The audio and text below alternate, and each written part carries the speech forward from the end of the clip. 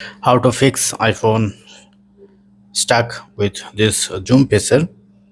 The quick solution is, if your skin is not working, suppose my skin is working, if your skin is not working, the first solution is volume up, volume down, and press and hold the power button until the logo appear. Press and hold.